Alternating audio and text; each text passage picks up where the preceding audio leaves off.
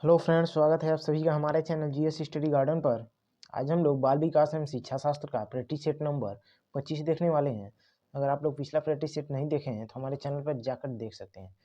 Video शुरू करने से पहले अगर आप लोग हमारे चैनल को पहली बार विजिट कर रहे हैं तो प्लीज़ चैनल को लाइक, शेयर एंड सब्सक्राइब जरूर कर दें और ऐसे ही बेहतरीन वीडियो का नोटिफिकेशन पाने के लिए बेल आइकन को अवश्य प्रेस कर दें, क्योंकि हमारे चैनल पर देखिए डेली सी-टेट का प्रैक्टिस सेट कराया जाता है। चलिए वीडियो शुरू करते हैं। आप लोग अपना स्कोर कमेंट बॉक्स में बताइएगा। देखिए पहला कह रहा है, निम्नलिखित में से कौन सा क्षेत्र बाल विकास का है। अर्थात इस ऑप्शन के अकॉर्डिंग हम लोगों को बताना है कौन सा क्षेत्र जो है बाल विकास का है। ऑप्शन ए दिया है एकीक और अवैज्ञानिक। ऑप्शन देखते हैं बी दिया है, देखिए ऑप्शन बी दिया है निर्धारित और स्थिर। ऑप्शन सी दिया है अंतः विषयात्मक और गतिशील। ऑप्शन डी दिया है अस्पष्ट और प्राचीन। तो देखिए जो बाल विकास का क्षेत्र है वो है अंतर विषयात्मक और गतिशील, अर्थात ऑप्शन सी इसका राइट हो जाएगा। चलिए अगला देखते हैं। अगला है, कह रहा है बाल विकास की अवधि का सही क्रम कौन सा है। ये तो लगभग सभी लोग जानते होंगे, काफी इजी है। तो देखिए ऑप्शन देखते हैं। दिया है शिशु अवस्था, गर्भावस्था। देखिए यहीं से ये नहीं होगा क्योंकि पहले गर्भावस्था आता है, तो ये क्रम नहीं सही है। बी देखते हैं गर्भावस्था पूर्व बाल्यावस्था। तो देखिए ये भी क्रम सही नहीं है। ऑप्शन सी देखते हैं, कह रहा है गर्भावस्था, शिशु अवस्था, पूर्व बाल्यावस्था, किशोरावस्था, मध्य बाल्यावस्था। देखिए यहाँ पर किशोरावस्था के बाद मध्य बाल्यावस्था दिए, ये भी नहीं सही है। ऑप्शन डी दिया है गर्भावस्था, शिशु अवस्था, पूर्व बाल्यावस्था, मध्य बाल्यावस्था तथा किशोरावस्था। देखिए राइट आंसर यही हो जाएगा, ऑप्शन डी। यही जो है बाल विकास की अवधि का सही क्रम है। चलिए अगला देखते हैं। अगला है विकास प्रकृति एवं पालन पोषण का परिणाम है। अर्थात विकास प्रकृति एवं किसके पालन पोषण जो है पोषण के का परिणाम है। ऑप्शन ए दिया है संबंधन। ऑप्शन बी दिया है वियोजन। ऑप्शन सी दिया है अंतःक्रिया। ऑप्शन डी दिया है स्वतंत्र कार्य। तो देखिए विकास प्रकृति एवं पालन पोषण के अंतःक्रिया का परिणाम है। ऑप्शन सी इसका राइट हो जाएगा। चलिए अगला देखते हैं। कह रहा है जीन पियाजे की संज्ञानात्मक विकास के सिद्धांत के अनुसार अधिकांश बच्चे संतुलन, क्रमबद्धकरण और वर्गीकरण किस चरण में समझते हैं। अर्थात जीन पियाजे के जो सिद्धांत जो दिए हैं उनके अकॉर्डिंग जो है अधिकांश बच्चे संतुलन, क्रमबद्धकरण और वर्गीकरण के बारे में किस चरण में समझते हैं बताना है। ऑप्शन ए दिया है संवेदी गत्यात्मक। ऑप्शन डी दिया है पूर्व संक्रियात्मक। ऑप्शन सी दिया है मूर्त संक्रियात्मक। ऑप्शन डी दिया है औपचारिक संक्रियात्मक। तो देखिए इसका राइट आंसर हो जाएगा ऑप्शन सी मूर्त संक्रियात्मक। अगला देखते हैं। रीमा ने अभी हाल ही में तार्किक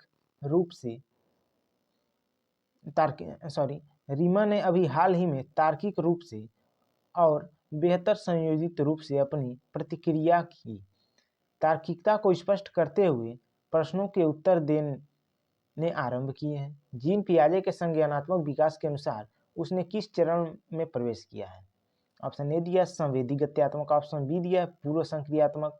ऑप्शन सी दिया है मूर्त संक्रियात्मक। ऑप्शन डी दिया है औपचारिक संक्रियात्मक। तो देखिए कह रहा है कि तार्किक रूप से और बेहतर संयोजित रूप से अपनी प्रतिक्रिया की तार्किकता को स्पष्ट करते हुए प्रश्नों के उत्तर देने आरंभ किए हैं।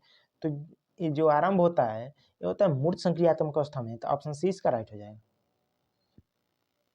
चलिए अगला देखते हैं। कह रहा है बच्चे अधिक समझ व ज्ञान रखने वालों के साथ अंतःक्रिया करके सीखते हैं। अधिगम का यह सिद्धांत देखिए स्पेस है द्वारा दिए गए स्पेस सिद्धांत के दृष्टिकोण से सही है कि इसके जो है सिद्धांत के दृष्टिकोण से सही है। ऑप्शन ए दिया है लेव वाइगोस्की सामाजिक संस्कृति। ऑप्शन बी दिया है जीन पियाजे सामाजिक संस्कृति। ऑप्शन सी दिया सिगमंड फ्रायड मनो जो है गतिशीलात्मक। ऑप्शन डी दिया बीएफ स्किनर व्यवहारवादी। तो देखिए इसका जो राइट आंसर हो जाएगा वो हो जाएगा लेव वाइगोस्की और सामाजिक संस्कृति। अर्थात अधिगम का यह सिद्धांत लेव वाइगोस्की द्वारा दिए गए सामाजिक सिद्धांत के दृष्टिकोण से सही है। ऑप्शन ए जो है राइट हो जाएगा। चलिए अगला देखते हैं। अगला है लेव वाइगोस्की के संज्ञानात्मक विकास के दृष्टिकोण के अनुसार एक अध्यापक को क्या करना चाहिए। ऑप्शन ए दिया है विद्यार्थियों को अंतःक्रिया जो है करने के कम से कम अवसर देने चाहिए। ऑप्शन बी कह रहा है सांस्कृतिक दृष्टांतों का उपयोग बाधित करना चाहिए। ऑप्शन सी कह रहा है विद्यार्थी को उनके अभिष्टतम गुणों को प्राप्त करने में सहयोग देना चाहिए। ऑप्शन डी भी देख लेते हैं क्या है। कह रहा है अधिगम को समुन्नत करने के लिए पुरस्कार और दंड का प्रावधान करना चाहिए। तो देखिए पुरस्कार और दंड ये तो निगेटिव शब्द है, तो ये तो सही होगा नहीं। इसी में से देखते हैं लेव वाइगोस्की के अनुसार संज्ञानात्मक विकास के दृष्टिकोण के अनुसार एक अध्यापक को क्या करना चाहिए। तो एक अध्यापक को विद्यार्थी को उसके अभिष्टतम गुणों को प्राप्त करने में जो है सहयोग करना चाहिए, अर्थात ऑप्शन सी इसका राइट हो जाएगा। चलिए अगला देखते हैं। अगला है कह रहा है जीन पियाजे को लॉरेंस कोलबर्ग द्वारा प्रतिपादित सिद्धांतों के बारे में कौन सा कथन सही है। अर्थात जीन पियाजे और लॉरेंस कोलबर्ग जो सिद्धांत दिए हैं उनके सिद्धांतों के बारे में कौन सा कथन सत्य है।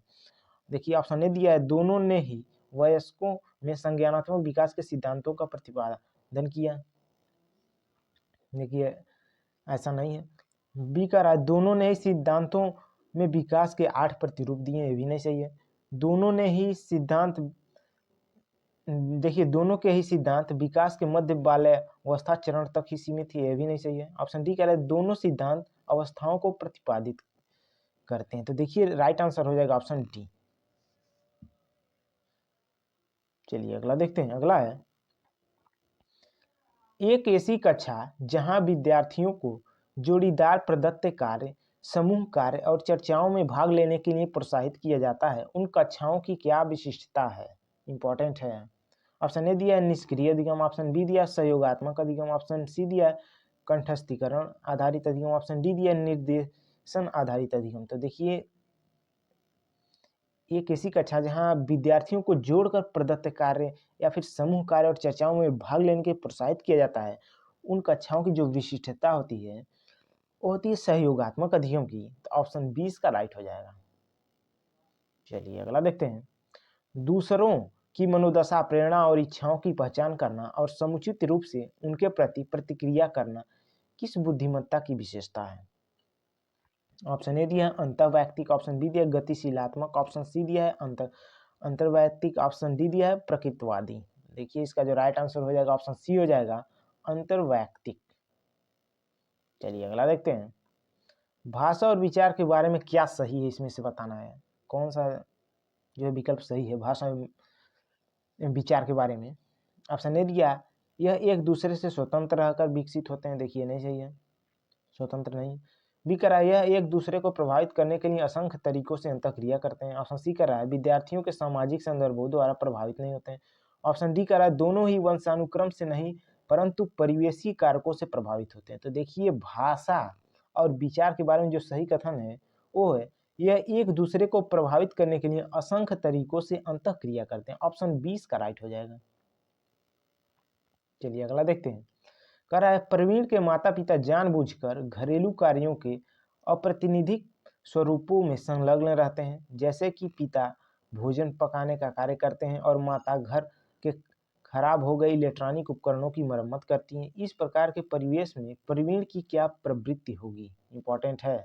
इस प्रकार जेंडर रूढ़िवादिता संबंधित क्वेश्चन, एक क्वेश्चन आप लोगों को 1 से 2 क्वेश्चन सीटेट एग्जाम में देखने को मिल जाते हैं। इसको ध्यान से आप लोग देखिए। ऑप्शन ए दिया है जेंडर रूढ़िबद्ध विभेदीकरण का समर्थन जो है करेंगे। ऑप्शन बी कह रहा है जेंडर रूढ़िबद्ध धारणाओं पर प्रश्न करेंगे। ऑप्शन सी कह रहा है जेंडर स्कीमा को सुदृढ़ करेगा। ऑप्शन डी कह रहा है जेंडर नवीकरण के अनुकूल व्यवहार करेगा। तो देखिए इसका जो राइट आंसर हो जाएगा वो हो जाएगा ऑप्शन बी जेंडर रूढ़िबद्ध धारणाओं पर प्रश्न करेगा। चलिए अगला देखते हैं। अगला है कक्षा में विद्यार्थियों की विविधता को किस रूप में लेना चाहिए। इंपॉर्टेंट है।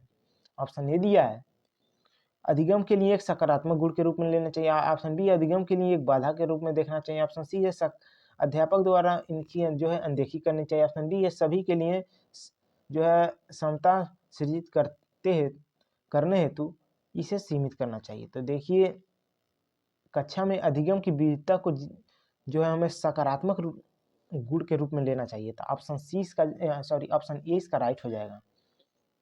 चलिए अगला देखते हैं। अगला है राष्ट्रीय शिक्षा नीति 2020 के अनुसार प्रारंभिक स्तर पर आकलन का स्वरूप होना चाहिए।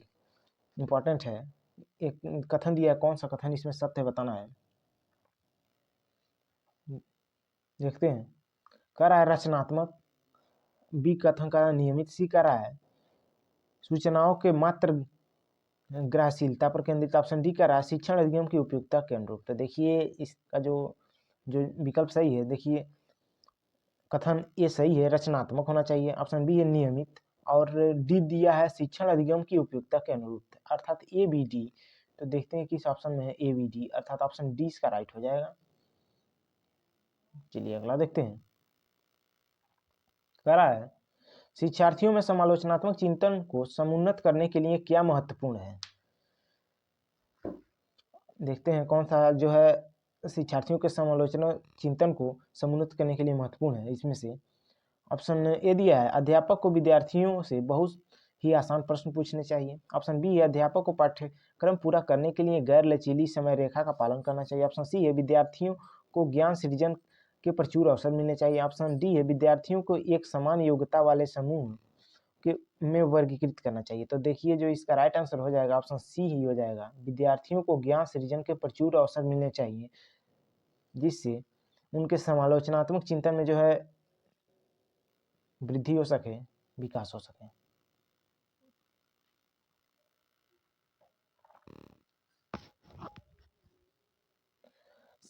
समावेशन को समुन्नत करने के लिए अध्यापक को क्या करना चाहिए। ऑप्शन ए दिया है जो है, देखिए ये तो हो गया है, नहीं देखिए समावेशन से संबंधित है। समावेशन को समुन्नत करने के लिए अध्यापक को क्या करना चाहिए। ऑप्शन ए दिया प्रतियोगिताओं को प्रोत्साहित करना चाहिए।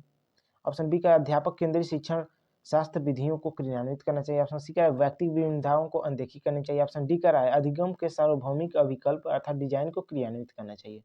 तो देखिए समावेशन को समुन्नत करने के लिए अध्यापक को जो है अधिगम के सार्वभौमिक अभिकल्प अर्थात डिजाइन को क्रियान्वित करना चाहिए। तो ऑप्शन डी इसका राइट हो जाएगा। चलिए अगला देखते हैं। इसमें से बताना है कौन सा कथन जो सत्य है। कह रहा है वंचित समूह के विद्यार्थियों के समावेशन को सफल बनाने के लिए यह महत्वपूर्ण है कि उनकी संस्कृति के पहलुओं को विभिन्न गतिविधियों के माध्यम से शामिल किया जाए। देखिए अभिकथन जो है सत्य है। तर्क कर रहा है अपनेपन का बोध सीखने के लिए अभिप्रेरित करना था। देखिए ये भी सत्य है। और देखिए ए और आर दोनों सत्य है, और आर ए की जो है अच्छी तरीके से व्याख्या भी कर रहा है। तो ऑप्शन ए इसका राइट हो जाएगा। चलिए अगला देखते हैं। अगला है कह रहा है प्रकाशिक सहायक सामग्री और अनुकूलन जैसे कि फ़ॉन्ट का बड़ा आकार, शब्दों का बड़ा आकार जिसको कहते हैं, आवर्धन सामग्री आदि कौन से विद्यार्थियों के समावेशन के लिए विशेष रूप से महत्वपूर्ण है। अर्थात अगर आप लोग प्रकाशिकी सहायक सामग्री और अनुकूलन जैसे कि फ़ॉन्ट का बड़ा साइज, शब्दों का बड़ा आकार, आवर्धक सामग्री का प्रयोग करते हैं, समावेशन में किस प्रकार के जो है विद्यार्थियों के लिए महत्वपूर्ण है। ये तो वैसे ही आप लोग क्लियर हो गया होगा। ऑप्शन ए दिया दृष्टि की आंशिक क्षति, ऑप्शन बी दिया श्रवण बाधित, ऑप्शन सी दिया संवेदी बाधित, ऑप्शन डी दिया दृष्टि की समग्र अर्थात कुल क्षति। तो देखिए दृष्टि की आंशिक क्षति के लिए इस प्रकार के जो है सामग्रियों का प्रयोग किया जाता है। तो ऑप्शन ए इसका राइट हो जाएगा। चलिए अगला देखते हैं। कह रहा है स्वलीनता विकार से जूझ रहे ऑटिज्म विद्यार्थियों की प्रायः कौन सी दृढ़ सामर्थ्यता है। ऑप्शन ए दिया है विवरणों के प्रति सजगता अर्थात ध्यान देना। ऑप्शन बी दिया है अपनी भावनाओं की अभिव्यक्ति। ऑप्शन सी दिया है प्रखर संप्रेषणात्मक कौशल। ऑप्शन डी दिया है एक कार्य से दूसरे कार्य को और आसानी से जो है जाना। तो देखिए इसका राइट आंसर हो जाएगा ऑप्शन ए ही, विवरणों के प्रति सजगता अर्थात ध्यान देना। अगला देखते हैं। अगला है कक्षा में जब भी सवाल प्रस्तुत किया जाता है राखी उस सवाल के लिए अनेक नवाचारी समाधान प्रस्तुत करती है। यह राखी के किस पक्ष की ओर संकेत करता है। ऑप्शन ए दिया है विशेष प्रतिभा वाली विद्यार्थी, औसत समझ वाले विद्यार्थी है। सी कह रहा है अवधारणात्मक स्पष्टता की कमी है। ऑप्शन डी कह रहा है अतिशय रूप से विश्वस्त है। तो देखिए इस प्रकार अगर विद्यार्थी जो है कक्षा में कार्य करते हैं तो जो संकेत करता है वो है विशेष प्रतिभा वाले विद्यार्थियों के लिए। तो ऑप्शन ए इसका राइट हो जाएगा। चलिए अगला देखते हैं। देखिए कह रहा है इनमें से कौन सा सही है बताना है। अभिकथन दिया है अध्यापक को ऐसी शिक्षण शास्त्रीय प्रविधियों और विषय वस्तु का चयन करना चाहिए जो विद्यार्थियों के नवीन ज्ञान के सृजन और उच्च कर्मिक कौशलों को समुन्नत करने का कार्य करते हैं। देखिए तो सही है। बी का तर्क बच्चों के नवीन ज्ञान के सृजन और उनकी व्याख्या करने की योग्यता होती है। तो देखिए ये भी सही है।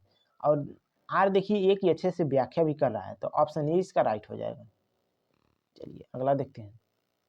अगला है 14 वर्षीय माया एक युवा चित्रकार के वीडियो यूट्यूब पर देखकर पेंटिंग करना सीखती है। वह इस बात में विश्वास करती है कि वह पेंटिंग करने की क्षमता रखती है और सचेतता के साथ प्रतिक्रियाओं का अनुसरण करती है। माया के अधिगम को क्या संज्ञा दी जा सकती है। ऑप्शन ए दिया सहयोगात्मक अधिगम, ऑप्शन बी दिया निष्क्रिय अनुकरण, ऑप्शन डी जो है सी दिया है अवलोकनात्मक अधिगम, ऑप्शन डी दिया है परासंज्ञान। तो देखिए इसका जो राइट आंसर हो जाएगा ऑप्शन सी अवलोकनात्मक अधिगम। चलिए क्योंकि देखकर जो कर रही है वो पेंटिंग करना सीख रही है इसलिए हो जाएगा अवलोकनात्मक अधिगम। अगला देखते हैं अधिगम अधिक प्रभावशाली रूप से होता है अगर क्या हो कि अधिगम अधिक रूप से प्रभावशाली हो। ऑप्शन ए दिया है कक्षा कक्ष वातावरण भय जो है मुक्त हो। ऑप्शन बी है अध्यापक विद्यार्थियों के अधिगम संबंधित व्यक्तिगत अंतरों को अनदेखा कर दें। देखिए नहीं होगा। पढ़ाई गई विषय वस्तु बहुत जटिल और अमूर्त हो, ये भी नहीं होगा, जटिल कर रहा है। डी कर रहा है विद्यार्थियों के मतों को संप्रदाय की व्याख्या के दौरान ना अपनाया जाए। देखिए ये भी नहीं होता। राइट आंसर हो जाएगा ऑप्शन ए कक्षा कक्ष वातावरण भय मुक्त हो जिससे अधिगम अधिक प्रभावशाली से हो पाएगा। चलिए अगला देखते हैं। निम्नलिखित में से किसे विद्यार्थियों में समुन्नत करना चाहिए। ऑप्शन ए दिया है कंठस्थीकरण अर्थात रटने की प्रवृत्ति, ऑप्शन बी का रहा है समालोचनात्मक चिंतन, ऑप्शन सी का रहा है कार्यात्मक जड़ता, ऑप्शन डी का रहा है विषादी चिंतन। तो देखिए विद्यार्थियों में जो समुन्नत करना चाहिए वो है समालोचनात्मक चिंतन। तो ऑप्शन बी इसका राइट हो जाएगा। अगला देखते हैं। वह कौन सी समस्या समाधान प्रक्रिया है जिसमें विद्यार्थी चरण दर चरण विधि का अनुसरण किया जाता है। ऑप्शन ए दिया है अनुरूपी सोच, ऑप्शन बी दिया है अनुमान, ऑप्शन सी दिया है प्रयत्न एवं त्रुटि, ऑप्शन डी दिया है कलन विधि। तो देखिए इसका जो राइट आंसर हो जाएगा वो हो जाएगा ऑप्शन डी कलन विधि में जिसमें चरण दर चरण विधि का अनुसरण किया जाता है। चलिए अगला देखते हैं।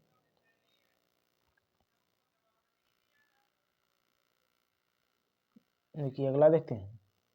इनमें से बताना कौन सा कथन सत्य है।